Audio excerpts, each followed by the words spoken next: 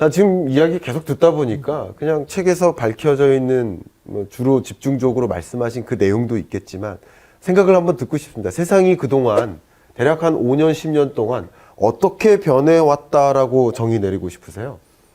뭐 디지털 영역만 좀 포커스해서 말씀을 드리면은 우리가 2000년대 초반까지만 해도 이 디지털을 그냥 이용하는 어떤 내 삶에 내가 이 현실 세계에서 뭔가를 할 때 조금 더 정보를 빨리 얻거나 아니 조금 더 편리하게 뭔가를 하기 위한 수단이었어요. 그렇군요. 네, 그런데 2010년대에 들어와서 뭔가 이 디지털 세계에서 사람들과 소통하고 뭔가 경제 활동도 하고 슬슬 시작하게 된 거죠. 근데 2020년대 이 메타의 세상에서는요, 아예 디지털 공간을 우리가 들어갑니다. 들어가서 그 안에서 완전히 이 온라인 세상, 가상 세계에서 경제 활동과 이 소통 활동이 종결되기까지 해요. 현실 세계에 뭔가 수단으로 활용하는 것이 아니라 완전히 그 세상에 들어가서 그 업무가 그 소통이 그 경제 활동 자체가 A부터 Z까지 끝나는 경우들도 있다라는 거예요. 특히나 이제 MZ 세대들이 이제 그런 영향을 더 키워가고 있는 부분들이 있고요. 그렇군요. 이 세상이 그렇게 변화해 왔다면 또 앞으로는 어떻게 변화할 것이다라는 생각을 계속 하시면서 사실 것 같아요. 저도 하루 종일 고민하는 게 앞으로 세상은 어떻게 갈까? 경제적으로, 기술적으로 여러 가지 면에서 어떻게 바뀌어 나갈까? 저는 이런 고민을 항상 하면서 사실 텐데 마찬가지이실 것 같아요. 자, 그러면서 앞으로의 미래는 어떻게 또 갈 거라고 생각이 되세요? 앞으로 미래를 좀 얘기하려면은 사실 이 데이터라고 하는 걸 좀 초점을 맞출 필요가 있는데요. 우리가 이 가상 공간의 활용도가 높아지면 높아질수록 이 모든 것이 데이터로 존재합니다. 네. 내가 아바타로 돌아다니는 이 여러 가지 활동들이 모든 것이 다 데이터죠. 아바타 자체도 데이터입니다. 그렇죠. 그럼 이 데이터의 활용도가 점점 더 높아진다라고 하는 것은 기업들에게는 새로운 기회가 있어요. 사람들이 나의 흔적들을 남겨놔요. 내가 좋아하는 것들을 남겨놔요. 근데 기존의 지금 현실 세계에서는 일부만을 데이터로 수집을 했는데 이 가상 세계를 점점 더 활용하면은 모든 것이 데이터이기 때문에 데이터 활용 범위가 넓어진다는 측면, 기업들이 이것은 새로운 기회가 될 수가 있고요. 자, 개인의 입장에서는 내가 데이터를 이렇게 흩어놓고 다니는 과정에서 나의 다양한 것들이 유출될 수가 있죠. 그렇죠. 이것이 이제 긍정적인 부분은 나를 많이 알려주고 그에 관련된 혜택을 받는다라고 긍정적으로 볼 수가 있고요. 만약에 이를 어떤 정확하게 혹은 우리가 이제 이 데이터를 제대로 보호하지 못하고 이렇게 활용하시는 분들에게는 상당한 또 피해가 갈 수도 있습니다. 이런 측면에서 이 개인들이 가상 공간을 활용할 때 이 나의 데이터를 얼마나 소중히 다루고 이 데이터의 가치를 점점 더 어떤 높이는 차원에서 이 다양한 어떤 형태의 고민들이 필요하다라는 부분입니다. 교수님께 무슨 질문을 드리면 어떻게 될 것 같습니까? 하면 어떻게 될 것 같다. 그리고 어떻게 해야 되는데까지. 어떻게 보면 그 상황을 분석하는 데 멈추는 게 아니라 현실적인 조언까지 항상 맞물려서 말씀해 주시는 그런 것을 제가 개인적으로 느끼고 있거든요. 지금 말씀을 제가 제 언어로 요약을 해 본다면 그런 것 같아요. 지금까지의 변화는 이제 고디지털이다. 디지털로 가고 있는 모습이었다. 근데 최근에 어떻게 바뀌었느냐? 비디지털. 그냥 나 자체가 디지털 세상으로 바뀐 것이다. 그러니까 앞으로는 어떻게 될 것 같냐? 데이터 경제다. 이렇게 말씀하시는 것 같아요. 결국 누가 데이터를 잘 매니지하고 그걸 가지고 차별화된 서비스를 제공할 것이냐. 여기에 경쟁력이 달려 있는 것 같고 우리들이 심지어 이 5가지 핵심 기술에 직접 투자하는 그 방식이 아니고도 주식 투자를 한다 하더라도 그런 기업에 우리가 먼저 투자를 해야 되지 않나 하는 생각을 갖고 계신다면 뭐 큰 틀림이 없지 않나 이런 생각을 하게 됩니다. 시청자 여러분께 꼭 요것만큼은 얘기하고 싶다. 나 요 얘기 안 하면 오늘 잠 잘 못 잘 것 같다. 당부하고 싶은 말씀 한 말씀 해주세요. 뭐 당부라기보다는 제 경험을 좀 말씀드리고 싶은데요. 네. 제가 작년 어느 시점에 오큘러스2라고 하는 아까 소개드린 메타라는 기업의 이 VR 장비를 구입을 했습니다. 네.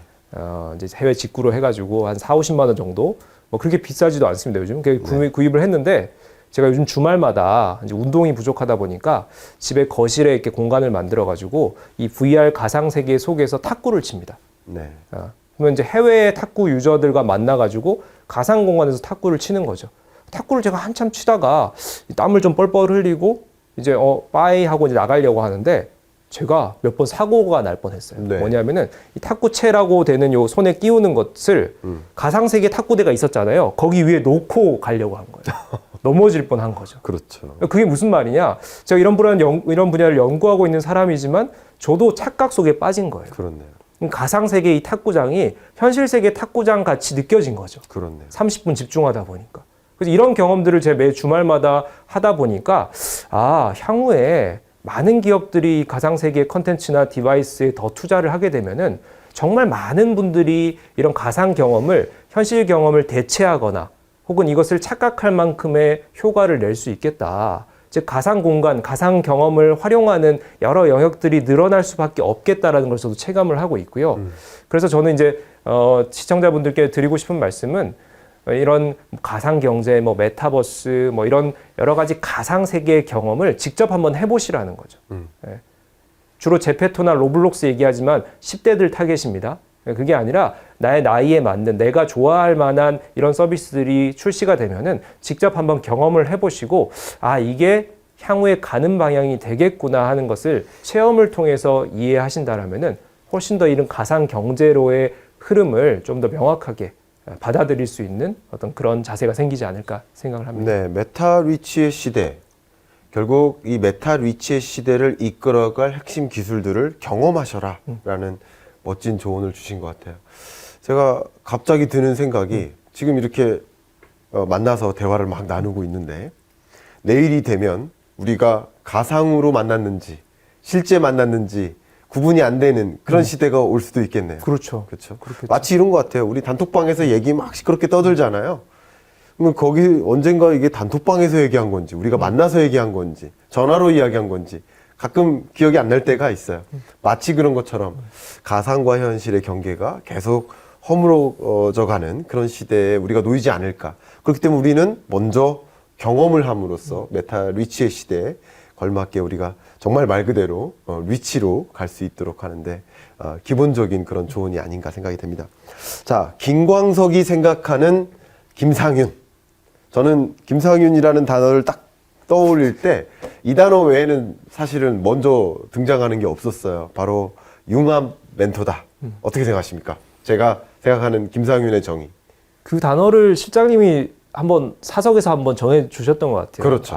김상윤 교수는 융합 멘토가 딱 어울린다고. 네. 그래서 저도 그때부터 받아들이기 시작했고요. 그랬고요. 융합이라고 하는 것이 기술과 우리 삶의 융합도 있겠지만은 다양한 사람들 간에 혹은 다양한 새로운 변화들 간에 이것을 잘 접목을 해서 우리 기존 거를 더 나아가게 하는 거죠. 이런 측면에서 제가 이런 융합적인 관점에서 많은 해석을 해드리고 설명을 해드리는 역할, 저도 제 책임이라고 생각을 하고 있습니다. 좋아요. 정말 이 커리어를 생각해봐도 그런데 이 포스코 경영연구원이라는 이제 제조업을 중심으로 한 그 산업 연구를 또 주도적으로 하시다가 또 하나금융그룹에 있는 또 금융 사이드에 또 핀테크를 비롯한 이 금융 서비스, 이 서비스업을 또 중심으로 한 디지털 트랜스포메이션을 많이 연구하셨고, 그러니까 산업과 기술 간의 어떤 융합되는 그 현장의 중심에 계속 있어 왔기 때문에 그런 이야기들을 잘 또 앞으로도 향후에도 계속 잘 갖고 가시면서 우리 많은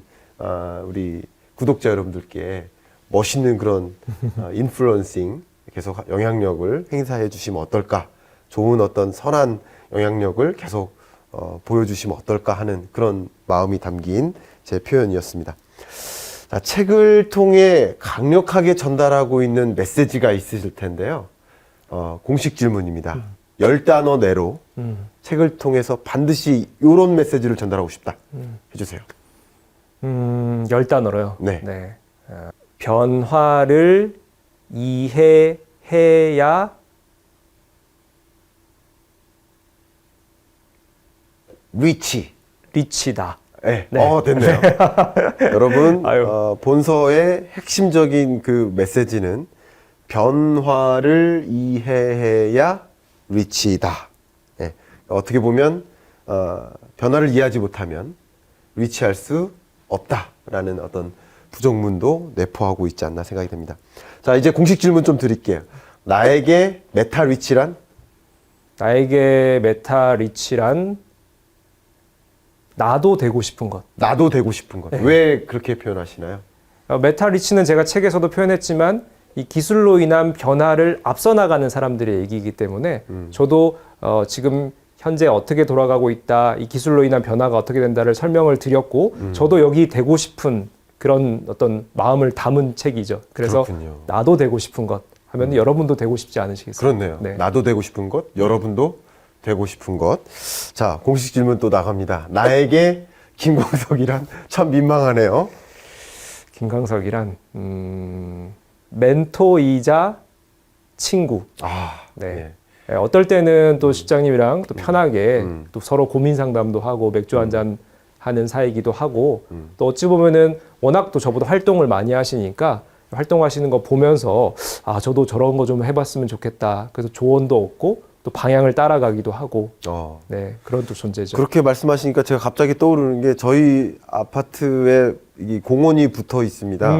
그 공원을 가면 제가 개인적으로 굉장히 좋아하는 그 위치가 있어요. 공간이 하늘하고, 있죠. 네, 하늘하고 매우 가까운 위치인데 제가 야호동산이라고 저만 그렇게 부릅니다. 야호동산이 있는데 거기서 치맥을 했었던 게 갑자기 그렇죠. 떠오르네요. 네. 네. 딱 갔더니 이미 치킨이랑 맥주를 딱 세팅을 해놓으셨더라고요. 네. 역시나 성격답게 세팅을 정말 철저하게 딱 해놓으셔가지고 아, 그렇습니까? 맛있게 좋습니다. 먹었던 기억이 있습니다. 자, 세팅 열심히 해서 준비한 이 책인싸에 대해서 또 질문 드리고 싶어요. 네.